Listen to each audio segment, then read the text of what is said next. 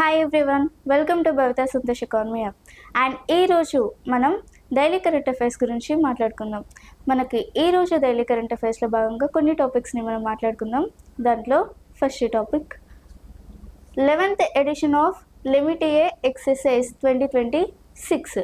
మనకి లెమిటియా విన్యాసం 2026 11th ఎడిషన్కి సంబంధించి కొంత సమాచారం. మరి 11th ఎడిషన్ లెమిటియా విన్యాసం అనేది ఎవరి భాగస్వామ్యంతో లేదంటే ఎవరెవరు ఏ దేశాల మధ్య నిర్వహిస్తున్నారు అంటే ఈ విన్యాసం అనేది మనకి భారతదేశం మరియు సిషెల్స్ మధ్య జరిగే ఉమ్మడి సైనిక విన్యాసం. ఇది 11వ ఎడిషన్.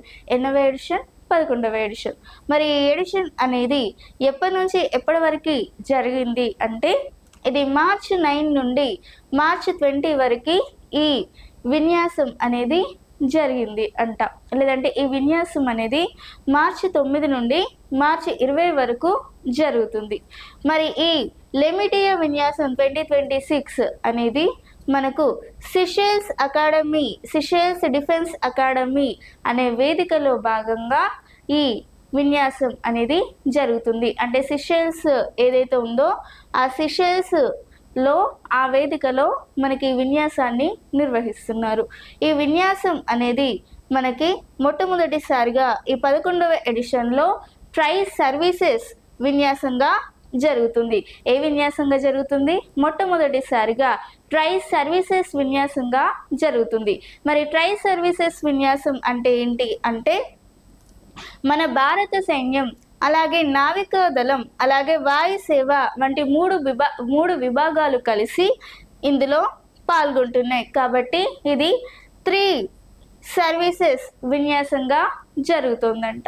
మరి ఇది ఏ లక్ష్యంతో నిర్వహిస్తున్నారు అంటే ఇది సెమీ అర్బన్ పరిసరాలలో ఉమ్మడి వ్యూహాలను అమలు చేయడం, శాంతి స్థాపన అన్న ఉద్దేశంతో ఈ లెమిటియా విన్యాసం 2026ని నిర్వహించనున్నారు.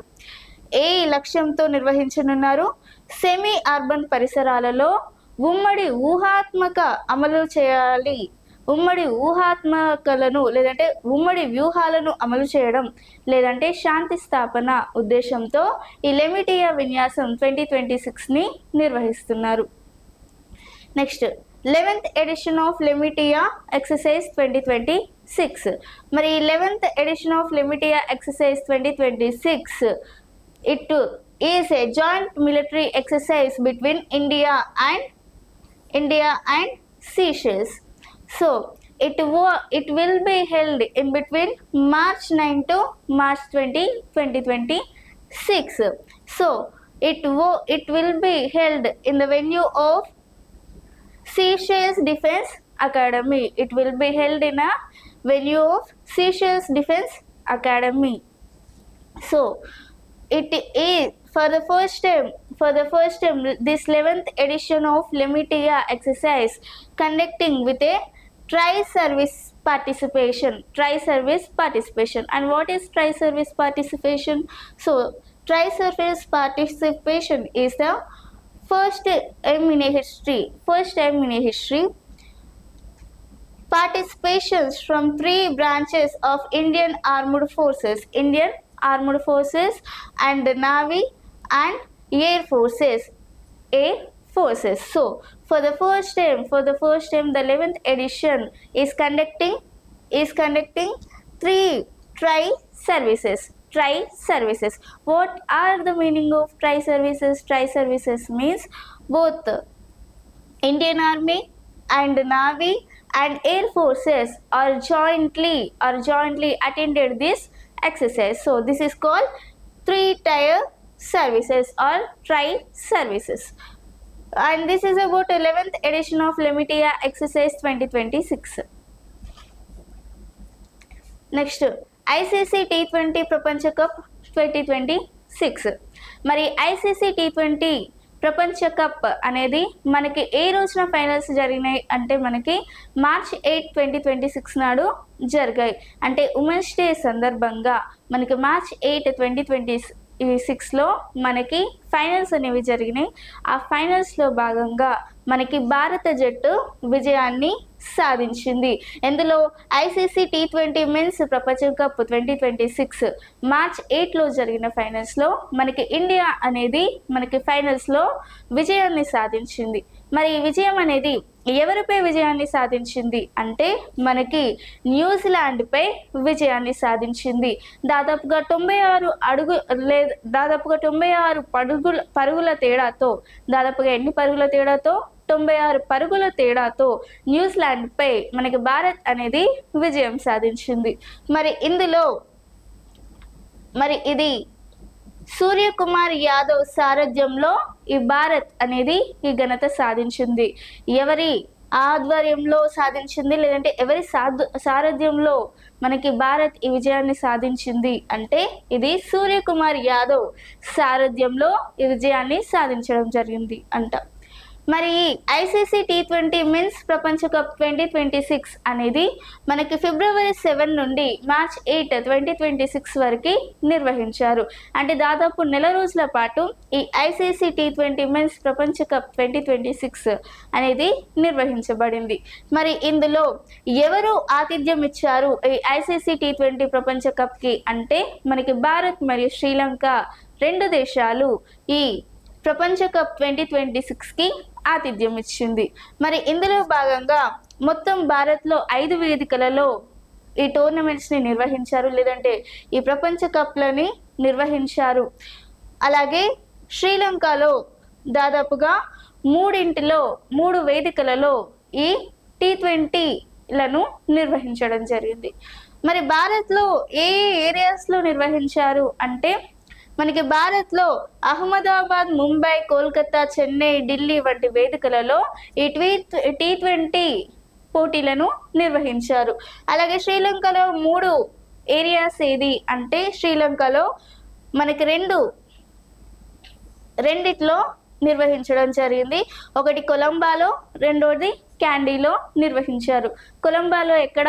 కొలంబాలో ఒకటి, క్యాండీలో ఒకటి. అంటే మనకి మొత్తంగా శ్రీలంకలో 2 వేదికలలో ఈ T20 మ్యాచ్లు నిర్వహించగా భారత్లో మొత్తం 5 వేదికలలో నిర్వహించడం జరిగింది.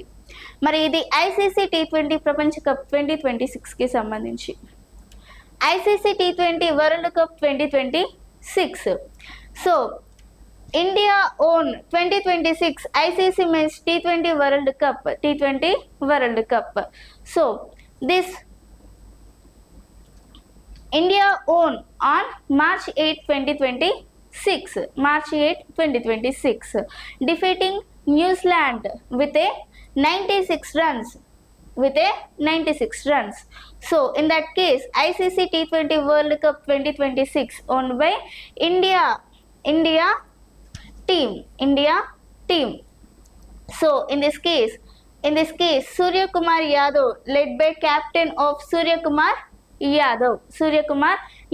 Indian team is led by Suryakumar Yadav. India became the first team to successfully defeat a T20 World Cup title. So in this case, and this ICC T20 Prapancha Cup 2026 was held from February 7 to March 8. Approximately 1 month. So in this total T20 Prapancha Cup, totally 20 teams were participated in this event. So in that case, India and Sri Lanka and who are hosted this ICC T20 Prapancha Cup 2026. So this ICC T20 World Cup 2026 was co-hosted by India and Sri Lanka. It was co-hosted by which countries? India and Sri Lanka. So totally 20 teams competed across 55 matches. So totally 20 teams competed across 55 matches. So, and this is about ICC T20 World Cup 2026. Next, Project Ganga మరి project Ganga అనేది దేనికోసం ప్రారంభించారు అంటే మనకి project Ganga అనేది మనకి ఏవైతే villages ఏవైతే ఉన్నాయో ఆ విలేజెస్కి హై స్పీడ్ బ్రాడ్బ్యాండ్ ఇంటర్నెట్ సర్వీసెస్ని అందించాలి అన్న ఉద్దేశంతో మనకి విలేజెస్లో మనకి ఇంటర్నెట్ సదుపాయాలను వేగవంతం చేయాలి, హై స్పీడ్ ఇంటర్నెట్ని తీసుకురావాలి అన్న ఉద్దేశంతో ప్రాజెక్ట్ గంగా అని ఏర్పాటు చేయడం జరిగింది. మరి ఈ ప్రాజెక్ట్ గంగా అనేది మనకి ఒక భారీ డిజిటల్ మౌలిక సదుపాయాల ప్రాజెక్ట్. మరి ఇది ఎవరెవరు కలిసి ఈ ప్రాజెక్ట్ గంగాని ప్రారంభించారు అంటే ఈ ప్రాజెక్ట్ని ఉత్తరప్రదేశ్ ప్రభుత్వంతో కలిసి హిందూజా గ్రూప్కి చెందిన వన్ ఓటీటీ ఎంటర్టైన్మెంట్ సంస్థ ప్రారంభించడం జరిగింది. అంటే ఉత్తరప్రదేశ్ ప్రభుత్వంతో కలిసి ఏ సంస్థ ప్రారంభించిందంట, మనకి హిందూజా గ్రూప్కి చెందిన వన్ ఓటీటీ ఎంటర్టైన్మెంట్ సంస్థ దీన్ని ప్రాజెక్ట్ గంగాని ప్రారంభించింది. ఈ ప్రాజెక్ట్ గంగా అనేది రాబోయే 2-3 ఏళ్లలో గ్రామీణ ప్రాంతాలు ఏవైతే ఉన్నాయో వారికి హై స్పీడ్ ఇంటర్నెట్ సర్వీసెస్ని అందించాలి అన్న ఉద్దేశంతో ఈ ప్రాజెక్ట్ని ఏర్పాటు చేశారు. అంతేకాకుండా మనకి ఈ ప్రాజెక్ట్ ద్వారా దాదాపుగా 1,00,000కు పైగా ఉద్యోగాలని ఇవ్వనున్నారు. మరి 1,00,000కు పైగా ఉద్యోగాలలో కొన్ని పరోక్షంగా ఉండవచ్చు, కొన్ని ప్రత్యక్షంగా కూడా ఉండవచ్చు అంట. మరి ఇందులో ఈ సాధికారిత డిజిటల్ సర్వీసెస్ ప్రొవైడర్లుగా మారే పారిశ్రామికవేత్తలలో 50% మంది మహిళలు ఉండేలా చూడడం ఈ ప్రాజెక్ట్ ఉద్దేశం. అంటే మనకి ఉద్యోగాలు ఏవైతే కల్పిస్తున్నారో దాంట్లో 50% అనేది మహిళలు ఉండేలాగా ఇందులో చూసుకుంటున్నారంట. ఇది ఈ ప్రాజెక్ట్ యొక్క ఉద్దేశం. Next project Ganga. So this project Ganga is a major digital infrastructure. It is a major digital infrastructure. It was launched by government of Uttar Pradesh. It was launched by which government? It was launched by Uttar Pradesh government and OTT Entertainment Limited. It was launched by both Uttar Pradesh government and OTT entertainment organization. So what is the major purpose of this project Ganga? So this project Ganga is major aim is to provide high speed internet services to the villages. So in that case this project was inaugurated by Uttar Pradesh government and one OTT entertainment organization. So in these cases not only not only high speed internets to the villages, and this project is also want to give employments to the rural area peoples, and also they want to give more than 1 lakh employments in a village directly and indirectly. So in this case this project Ganga was inaugurated and more and this is about project Ganga. Next, say no to proxy sarpanch ప్రచారం. మరి say no to proxy sarpanch ప్రచారం అంటే ఏంటి అంటే మనకు రీసెంట్గా కేంద్ర పంచాయతీరాజ్ మంత్రిత్వ శాఖ వారు చేపట్టిన ఒక కార్యక్రమం లేదంటే ఒక ప్రచారం అని చెప్పవచ్చు. అంటే పంచాయతీరాజ్ మంత్రిత్వ శాఖ ఏదైతే ఉందో ఒక ప్రచారాన్ని రీసెంట్గా నిర్వహిస్తున్నారు. మరి ఎందుకోసం ఈ ప్రచారాన్ని నిర్వహిస్తున్నారు అంటే మనకి ఎవరైతే ఇప్పుడు ఊర్లలో ఎవరైనా మహిళలు సర్పంచ్లుగా గెలిచారు అనుకుంటే ఆ సర్పంచ్లుగా మహిళలు గెలిస్తే అధికారం మాత్రం ఎవరి చేతుల్లో ఉంటుంది? వారి భర్తల చేతుల్లోనో లేదంటే వారి కుటుంబ సభ్యుల చేతుల్లోనో ఉంటుంది. కాబట్టి వారి అధికారం వారి చేతుల్లోనే ఉండాలి. మనకి ఈ సర్పంచ్ పతి అనే సంస్కృతి ఏదైతే ఉందో ఆ సర్పంచ్ పతి అనే సంస్కృతిని తీసేసి కంప్లీట్గా నిర్మూలించాలి. అలాగే మహిళలు సర్పంచ్గా ఉన్నప్పుడు అధికారం కూడా వారి చేతుల్లోనే ఉండాలి అన్న ఉద్దేశంతో ఈ say no to proxy sarpanch ప్రచారాన్ని చేపట్టడం జరిగింది. మరి ఈ సే నో టు ప్రచారం ద్వారా మనకి మహిళల అధికారాలు ఎవరు లాక్కునే వీలు లేకుండా వారి అధికారాలు వారి చేతుల్లోనే ఉంటాయి.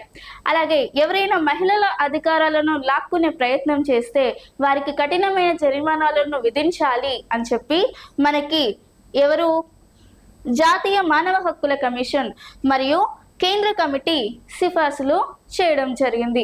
అంటే మహిళల హక్కులను ఎవరు లాక్కోకూడదు, వారి అధికారాలను వారికే ఉంచాలి, వారికి కూడా పరిపాలించే హక్కులు అనేవి ఉన్నాయి అని చెప్తూ ఈ ప్రచారాన్ని నిర్వహించడం జరిగింది. మరి దీన్ని ఏ రోజున ఈ ప్రచారాన్ని ప్రారంభించారు అంటే మనకి అంతర్జాతీయ మహిళా దినోత్సవం సందర్భంగా మార్చి 8, 2026 నాడు ఈ say no to proxy sarpanch ప్రచారాన్ని నిర్వహించడం జరిగింది. అంటే మార్చి 8 నాడు ప్రారంభించారు ఈ ప్రచారాన్ని. ఇది ఎప్పటి వరకు కొనసాగుతుంది ఈ ప్రచారం అంటే మార్చి 18, 2026 వరకు ఈ say no to proxy sarpanch ప్రచారం అనేది కొనసాగుతుంది. So say no to proxy sarpanch campaign. So what is say no to proxy sarpanch campaign? So this campaign is a national initiative. It is a national initiative. It was launched by Ministry of Panchayati Raj. It was launched by Ministry of Panchayati Raj on March 8, 2026. What is the main aim of this campaign? So the major aim of this campaign to give leadership to women and also eradicate sarpanch pati culture in elections. So in that case they were conducted campaign of say no to proxy sarpanch campaign. So they were started on March 8, 2026. It will be continuing up to March 18, 2026 onwards. March 18, 2026 onwards. And this is about say no to proxy sarpanch campaign. Next, వరుణోదయ్ పథకం. మరి వరుణోదయ్ పథకం అంటే ఏంటి అంటే ఇది అస్సాం ప్రభుత్వం ప్రారంభించిన పథకం. మరి అస్సాం ప్రభుత్వం ఎందుకోసం ప్రారంభించింది ఈ పథకం అంటే అస్సాం ప్రభుత్వం పేదరికాన్ని నిర్మూలించాలి అన్న ఉద్దేశంతో ఈ వరుణోదయ్ పథకాన్ని ప్రారంభించింది. మరి ఈ వరుణోదయ్ అనే పథకాన్ని మనకి ఎప్పుడు 2020 అక్టోబర్ 2 నాడు ప్రారంభించింది. మరి ఎందుకోసం ప్రారంభించింది అంటే మనకి గ్రామంలో లేదంటే అస్సాంలో ఎవరైతే పేద కుటుంబాలకు చెందిన మహిళలు ఉంటారో వారిని ఆర్థికంగా బలోపేతం చేసే ఉద్దేశంతో ఈ వరుణోదయ్ పథకాన్ని ప్రారంభించారు. ఆర్థికంగా బలోపేతం చేయడం అంటే వారి ఖాతాల్లోకి కొంత మొత్తాన్ని నెల జమ చేయడం జరుగుతుంది. మరి ఈ మార్చి 10, 2026 నాడు మార్చి 10, 2026 నాడు ఎవరైతే మహిళలు ఉంటారో అంటే అస్సాంలో మహిళలు ఉంటారో దాదాపుగా 40 లక్షల మహిళలను గుర్తించి వారి ఖాతాల్లోకి దాదాపుగా 9,000ను డైరెక్ట్గా వారి ఖాతాల్లోకి జమ చేశారు. అంటే మొత్తంగా 3,600 కోట్లను బదిలీ చేసింది అస్సాం ప్రభుత్వం. మరి ఇది 4 నెలల పెండింగ్ మొత్తంతో పాటు అస్సాం నూతన సంవత్సరం సందర్భంగా అందించిన ప్రోత్సాహం అంట. అంటే మనకి 4 నెలల పాటు డ్యూ ఉన్న మనీతో పాటు మనకి అస్సాం నూతన సంవత్సరంలో భాగంగా ఈ మొత్తాన్ని జమ చేసినట్లు చెప్తున్నారు, లేదంటే ఈ మొత్తాన్ని అందించినట్లు అదనపు ప్రోత్సాహంగా ఇస్తున్నట్లు అస్సాం ప్రభుత్వం తెలుపుతున్నారు. ఇది దేనికోసం ప్రారంభించిన పథకం? మనకి పేదరికాలు అంటే పేదరికంలో ఎవరైతే ఉంటారో అంటే మహిళా పేదలు ఎవరైతే ఉన్నారో వారికి ఆర్థికంగా బలోపేతం చేయాలి అనే ఉద్దేశంతో ఈ పథకాన్ని ప్రారంభించింది ఏ ప్రభుత్వం? అస్సాం ప్రభుత్వం. So Varunodaya scheme. So Varunodaya scheme. So the scheme was inaugurated by Assam government on 2020 October 2nd. So what is the main purpose of this Varunodaya scheme? The main purpose of this Varunodaya scheme is to reduction of poverty in Assam government. So in that case, the scheme was inaugurated. So in that case, Assam government provided who are financially weak women are there in Assam government. So Assam government provided some money to their account through direct benefit transfer. So in that case, the scheme was provided by Assam government. So recently, March 10, 2026, Assam government recognized around 40 lakh women's around 40 lakh women, and Assam government is transferred 9,000 to every woman in their account.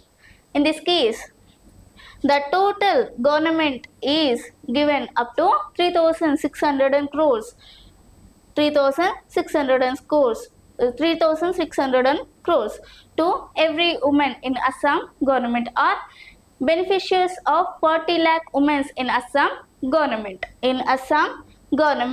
How much they given to beneficiaries of women in Assam government? They given 9,000 in Assam government who are eligible for this scheme. They got 9,000 in their account. Up to March 10, 2026 onwards. And this is about Orunodoi scheme. Next, Nirbhaya Nisha కార్యక్రమం. మరి నిర్భయ నిషా కార్యక్రమం అంటే ఏంటి అంటే, మనకి రాత్రి వేళల్లో మహిళలు ఎవరైతే ఉన్నారో వారికి భద్రత కల్పించాలి అన్న ఉద్దేశంతో కేరళ ప్రభుత్వం ప్రారంభించిన పథకం. అంటే రాత్రి వేళలో నైట్ షిఫ్ట్స్ వేసుకునే మహిళలు ఎవరైతే ఉంటారో, లేదంటే రాత్రి వేళలో వేరే ఉద్యోగాలు చేసే మహిళలు ఎవరైనా ఉంటారో, లేదంటే రాత్రి వేళలా ఏదైనా ఊరికి వెళ్ళి వచ్చే వాళ్ళు ఎవరైనా ఉంటారో, మరి వారి కోసం ఈ నిర్భయ నిషా కార్యక్రమాన్ని ప్రారంభించారు. ఏ ప్రభుత్వం? కేరళ ప్రభుత్వం ప్రారంభించింది. మరి కేరళ ప్రభుత్వం ఈ కార్యక్రమాన్ని మనకి మార్చ్ 2026 నాడు ప్రారంభించింది. మరి ఎవరైతే 9 నుంచి అంటే నైట్ 9 నుంచి మార్నింగ్ 5 వరకు ఎవరైతే నైట్ 9 నుంచి మార్నింగ్ 5 వరకు ఎవరైతే రాత్రి వేళల్లో బయట తిరుగుతున్నారో వారికి సహాయాన్ని, అలాగే వారికి సహాయాన్ని అందించాలి, అలాగే వారికి భద్రతను ఏర్పాటు చేయాలి అన్న ఉద్దేశంతో ఏర్పాటు చేశారు. అంటే నైట్ 5 to మార్నింగ్ 5 వరకు ఉండే ఆడవారి కోసం ఏర్పాటు చేసిన కార్యక్రమం. మరి ఇందులో భాగంగా వారు 112 అనే హెల్ప్ లైన్కి ఎవరైతే కాల్ చేస్తారో, లేదంటే ఎవరైతే ప్రమాదంలో ఉన్నారో వారు వెంటనే ఈ 112 అనే హెల్ప్ లైన్కి కాల్ చేసి వారికి కావాల్సిన సేవలను పొందవచ్చు. పోలీసుల దగ్గర నుంచి కావాల్సిన సేవలను పొందవచ్చు, అలాగే భద్రతను కూడా పొందవచ్చు. అలాగే కేరళ పోలీసులలోని పోల్ యాప్ ఏదైతే ఉందో దాంట్లో SOS బటన్ ద్వారా పోలీసులకు నేరుగా వారి కేసులు ఏవైతే ఉన్నాయో వారికి సంప్రదించవచ్చు. అంటే SOS లేదంటే పోలీసుల యొక్క పోల్ యాప్లోని SOS బటన్ ద్వారా నేరుగా పోలీసులను సంప్రదించవచ్చు, లేదా 112 అనే హెల్ప్ లైన్ ద్వారా మనకి ఏదైనా సమస్య వస్తే వాళ్ళకి హెల్ప్ లైన్కి డయల్ చేసి నేరుగా మనకి సహాయాన్ని పొందే విధంగా కేరళ ప్రభుత్వం ఏర్పాటు చేసింది. మనకి ఈ నిర్భయ నిషా సేఫ్టీ పోల్స్ని కూడా ఏర్పాటు చేసింది. మరి నిర్భయ నిషా సేఫ్టీ పోల్స్ అంటే ఏంటి అంటే, మనకి రద్దీగా ఉండే ప్రాంతాలు ఏవైతే ఉన్నాయో ఆ రద్దీగా ఉండే ప్రాంతాల్లో అలారం వ్యవస్థలను ఏర్పాటు చేశారు. అలాగే నిందితులను గుర్తించే సాంకేతికత కలిగిన ప్రత్యేక భద్రతా స్తంభాలను ఏర్పాటు చేశారు. మనకి ఎవరైతే నిందితులను గుర్తించడానికి సాంకేతికత కలిగిన స్తంభాలను ఏర్పాటు చేశారంట. మరి ఈ విధంగా సేఫ్టీ పోల్స్ని నిర్భయ నిషా కార్యక్రమంలో భాగంగా సేఫ్టీ పోల్స్ని ఏర్పాటు చేశారు. అంటే తొందరగా మనకి ఆ నిందితులను గుర్తించే విధంగా సేఫ్టీ పోల్స్ని, హెల్ప్ లైన్స్ని అలాగే మనకి పోల్ యాప్స్ని ఏర్పాటు చేశారు. ఎవరు? కేరళ గవర్నమెంట్లో ఏర్పాటు చేయడం జరిగింది. మరి ఇది నిర్భయ నిషా ప్రోగ్రామ్కి సంబంధించి, నిర్భయ నిషా ప్రోగ్రామ్కి సంబంధించి. Okay, Nirbhaya Nisha program is dedicated to women's safety initiative. So this Nirbhaya Nisha program is what? It is a women's safety initiative. It was inaugurated by Kerala government on March 8, 2026, ahead of International Women's Day. It was inaugurated on March 8, 2026. So the program is designed to provide immediate assistance and ensure the security of women. So it is designed to provide what?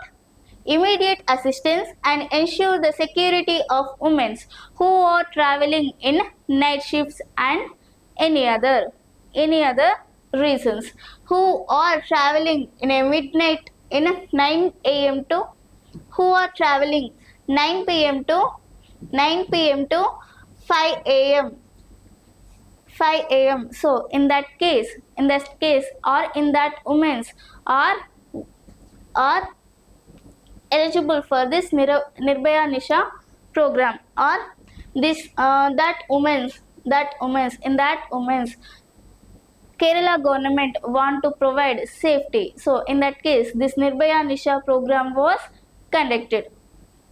This program was inaugurated on March 8, 2026.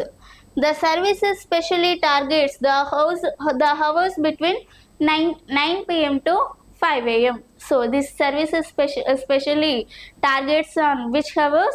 It will be targets on 9 p.m. to 5 a.m. and women in distress can access rapid police response via 112 National Emergency Helpline. Who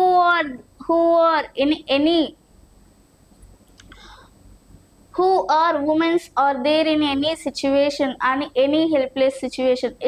If women are there in any helpless situation, in that case women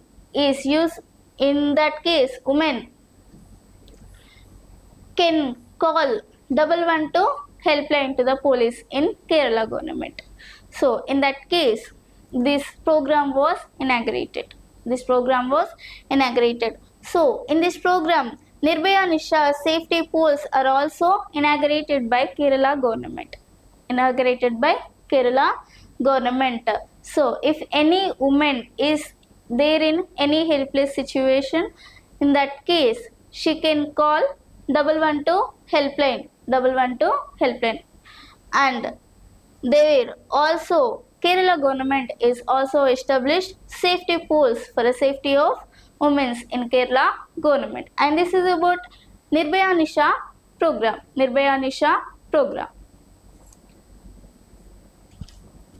next CISF వ్యవస్థాపక దినోత్సవం. మరి CISF వ్యవస్థాపక దినోత్సవం అనేది ఎందుకోసం నిర్వహిస్తున్నారు అంటే, మనకి దేశంలో కీలక ప్రభుత్వాలు, పారిశ్రామిక సంస్థలు ఏవైతే ఉన్నాయో వారికి భద్రతను కల్పించాలి అన్న ఉద్దేశంతో ఈ సిఐఎస్ఎఫ్ వ్యవస్థాపక దినోత్సవాన్ని జరుపుతారు.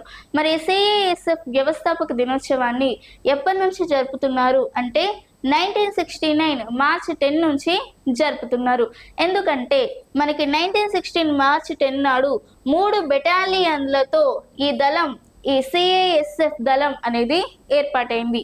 మరి అప్పటి నుంచి ఈ సిఐఎస్ఎఫ్ వ్యవస్థాపక దినోత్సవాన్ని మనము ప్రతి సంవత్సరము మార్చి 10 నాడు జరుపుకుంటున్నాం.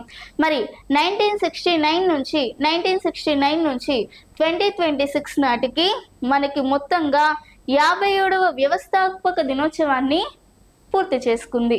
అంటే మనకి 1969 నుంచి 2026 వరకు ఎన్ని సంవత్సరాలను పూర్తి చేసుకుంది? దాదాపుగా 57 సంవత్సరాలను పూర్తి చేసుకుంది. ఇది ఎందుకోసం నిర్వహిస్తారు అంటే, మనకి ప్రస్తుతం ఉన్న విమానాశ్రయాలు, ఢిల్లీలోని మెట్రోలు, అలాగే అణు విద్యుత్ కేంద్రాలు, చారిత్రక కట్టడాలు ఏవైతే ఉన్నాయో వాటికి రక్షణ కల్పించడానికి ఈ సిఐఎస్ఎఫ్లు ఉపయోగపడతాయి. ప్రభుత్వ మరియు పారిశ్రామిక సంస్థలను భద్రతపరచడం కోసం వీటిని లేదంటే ఈ వ్యవస్థాపక దినోత్సవాన్ని లేదంటే ఈ సిఐఎస్ఎఫ్లు ఉపయోగపడతాయి. Okay, CISF Foundation Day. So CISF Foundation Day was celebrated every year on March 10. Why? Because this CISF Rising Day celebrated every year on March 10. Why? Because it marks the establishment of Central Industry Security Force on the date of 1969. So it will be establishment of Central Industrial Security Force on this date of 1969 March 10 onwards. So in that case, this CISF or Central Industrial Security Force was established on 1969 March 10. So in that case, we are celebrated every year March 10. We are celebrated every year on March 10, the CISF celebration. So what is the major purpose of this Central Industrial Security Force or CISF? The major purpose of the CISF is to protect the government and industrial organization. So what are that? Like our Delhi metros and Anu reactors and historical places. So in that case, CISF is used to protect our government and industrial organization. In that case, CISF is used. So in that case, CISF celebration was or CISF celebrations celebrated every year on March 10. So in that case, this celebration was celebrated every year on March 10. This is about CISF Foundation Day. Next, ప్రపంచ ఆయుధ దిగుమతుల్లో భారత్ 2వ స్థానం. India ranks second in world arms import. మరి ప్రపంచ ఆయుధ దిగుమతుల్లో భారత్ 2వ స్థానంలో ఉందంట. మరి ప్రపంచ ఆయుధ దిగుమతుల్లో భారత్ 2వ స్థానంలో ఉంది అని చెప్పి మనకు ఎవరు ప్రకటించారు అంటే మనకి సిప్రి నివేదికలో భాగంగా ఈ సమాచారాన్ని అందించడం జరిగింది. మరి సిప్రి అంటే ఏంటి అంటే Stockholm International Peace Research Institute వాళ్ళు తమ నివేదికలో ఈ భారత్ అనేది ఆయుధ దిగుమతుల్లో 2వ స్థానంలో నిలిచింది అని చెప్పి పేర్కొన్నారు. మరి ఆయుధ దిగుమతుల్లో మొదటి స్థానంలో నిలిచిన దేశం ఏది అంటే మొదటి స్థానంలో నిలిచిన దేశం ఉక్రెయిన్. ఉక్రెయిన్. మనకి ఉక్రెయిన్ అనే దేశం ఆయుధ దిగుమతుల్లో మొదటి స్థానంలో నిలిచింది. మరి ఎందుకోసం అంటే మనకి రీసెంట్గా మనకి అంతకు ముందు నుంచే చాలా ఏళ్ల నుంచి రష్యాకి యుక్రెయిన్కి మధ్య చాలా యుద్ధాలు జరుగుతున్నాయి. మరి రష్యాకి యుక్రెయిన్కి మధ్య జరుగుతున్న యుద్ధాలలో భాగంగా ఉక్రెయిన్ అనేది చాలా వరకు ఆయుధాలను దిగుమతి చేసుకుంటుంది. మరి అందుకోసం ఉక్రెయిన్ అనేది మనకి ప్రపంచ ఆయుధ దిగుమతుల్లో మొదటి స్థానంలో నిలిచింది. మరి భారత్ అనేది 2వ స్థానంలో నిలిచింది. కానీ మనకి గతంతో పోలిస్తే 4% తగ్గిందట. మరి ఎందుకోసం తగ్గింది అంటే భారత్లో దిగుమతులు గతంతో పోలిస్తే 4% తగ్గినప్పటికీ భారత్ అనేది ఆయుధ దిగుమతుల్లో 2వ స్థానంలో ఉంది. మరి ఎందుకు తగ్గింది 4% అంటే మనకి భారత్లో ఆయుధ దిగుమతులు ఏవైతే ఉన్నాయో అవి దేశీయంగా తయారు చేసుకుంటున్నాం కాబట్టి మనకి దిగుమతులు అనేవి 4%గా ఉన్నాయి. మరి 3వ స్థానంలో ఏది ఉంది ప్రపంచ ఆయుధ దిగుమతుల్లో 3వ స్థానంలో ఏది ఉంది అంటే సౌదీ అరేబియా. మరి మొదటి స్థానంలో ఉక్రెయిన్ ఉంది, 2వ స్థానంలో భారత్ ఉంది, 3వ స్థానంలో ఏది ఉంది 3వ స్థానంలో సౌదీ అరేబియా ఉంది. మనకి సిప్రి ఇచ్చిన నివేదికలో భాగంగా మనకి ప్రపంచ ఆయుధ దిగుమతుల్లో భారత్ అనేది ఎంత శాతంతో 2వ స్థానంలో ఉంది చూస్తే దాదాపుగా 8.2% వాటాతో భారత్ అనేది మనకి ఆయుధ దిగుమతుల్లో 2వ స్థానంలో ఉంది. మరి మొదటి స్థానంలో ఉక్రెయిన్ అనేది ఎంత శాతంతో మొదటి స్థానంలో ఉంది అంటే మొదటి స్థానంలో ఉక్రెయిన్ అనేది దాదాపుగా 9.7%తో ఎంత 9.7%తో ఉక్రెయిన్ అనేది మొదటి స్థానంలో ఉంది.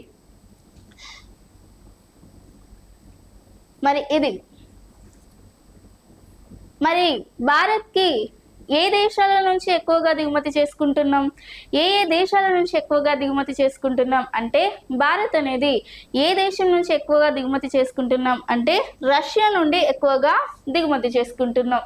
మరి రష్యా నుండి ఎంత శాతం వరకు దిగుమతి చేసుకుంటాం అంటే దాదాపుగా 40% వరకు ఆయుధాలని దిగుమతి చేసుకుంటున్నాం. మరి రష్యా తర్వాత ఫ్రాన్స్, ఇజ్రాయెల్లలో ఎక్కువగా దిగుమతి చేసుకుంటున్నాం. అంటే భారత్ అనేది ఏ దేశాల నుంచి ఎక్కువ దిగుమతి చేసుకుంటుంది అంటే మొదటిగా ఎక్కువ శాతంగా రష్యా నుండి దిగుమతి చేసుకుంటుంది. ఆ తర్వాత ఫ్రాన్స్ మరియు ఇజ్రాయెల్ నుండి ఎక్కువగా దిగుమతి చేసుకుంటుంది. ఏది భారత్. మరి ఇది ఆయుధ దిగుమతిలో భారత్ 2వ స్థానంలో ఉంది అని చెప్పడానికి. భారత్ అనేది 2వ స్థానంలో ఉంది. మొదటి స్థానంలో ఉక్రెయిన్, 2వ స్థానంలో భారత్, 3వ స్థానంలో సౌదీ అరేబియా నిలిచింది. So India ranks second in world arms in imports. So according to latest report released by SIPRI on March 9, 2026, India placed second in world arms imports. So, and which country places first in world arms imports? So, Ukraine placed first in world arms imports on March 9, 2026, according to SIPRI report. And what is the meaning of SIPRI? SIPRI means Stockholm International Peace Research Institute.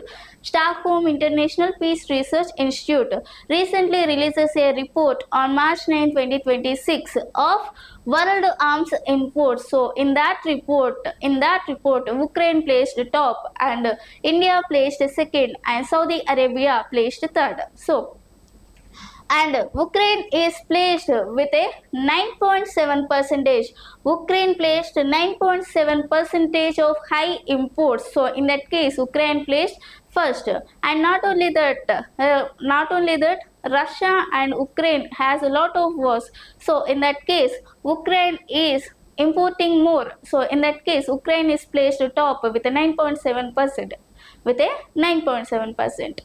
And India is placed second with 8.2%.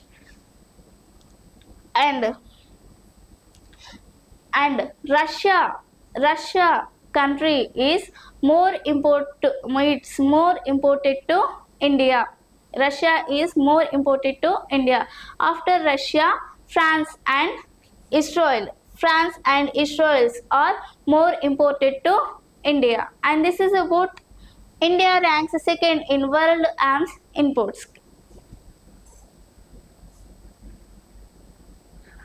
మరి ఇది ఈరోజు daily current అఫైర్స్కి సంబంధించి.